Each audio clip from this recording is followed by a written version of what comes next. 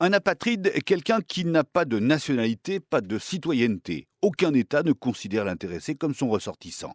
Apatride, c'est une condition qui entraîne de très nombreuses difficultés dans la vie de tous les jours.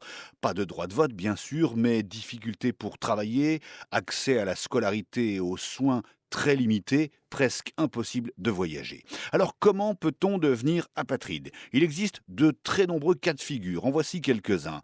Premier cas, quand les lois d'un pays entrent en contradiction avec les lois d'un autre pays. Exemple, une personne naît dans un pays P1 qui accorde la nationalité d'après l'ascendance, droit du sang.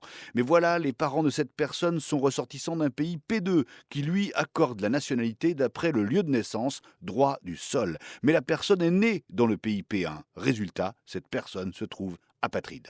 Les autres causes, la mauvaise organisation administrative d'un pays, la naissance n'est pas enregistrée et cela crée des apatrides. L'ONU estime qu'un enfant apatride naît toutes les 10 minutes dans le monde, notamment dans des pays en guerre. La Syrie, par exemple, avec en plus dans le cas de ce pays des enfants qui naissent lors de la fuite de leurs parents. Il y a aussi des personnes qui deviennent apatrides en raison de la déchéance de leur nationalité. Et ce n'est pas fini, il y a encore d'autres cas, lors de la création d'un État ou quand des territoires se transforment, sont occupés.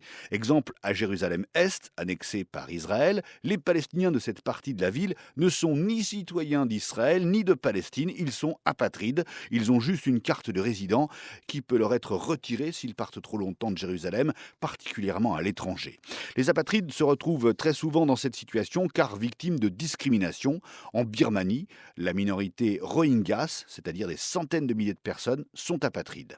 Enfin, pourquoi dit-on qu'on ne peut pas créer des apatrides? C'est parce que la Déclaration universelle des droits de l'homme de l'ONU en 1948 affirme que tout individu a droit à une nationalité et que nul ne peut être arbitrairement privé de sa nationalité. Mais voilà, cette déclaration n'a pas de caractère contraignant pour les pays qui peuvent en fait créer des apatrides. Et puis la France a bien signé une convention de l'ONU sur les apatrides dans les années 60, mais elle ne l'a pas ratifiée, là encore, rien de contraignant.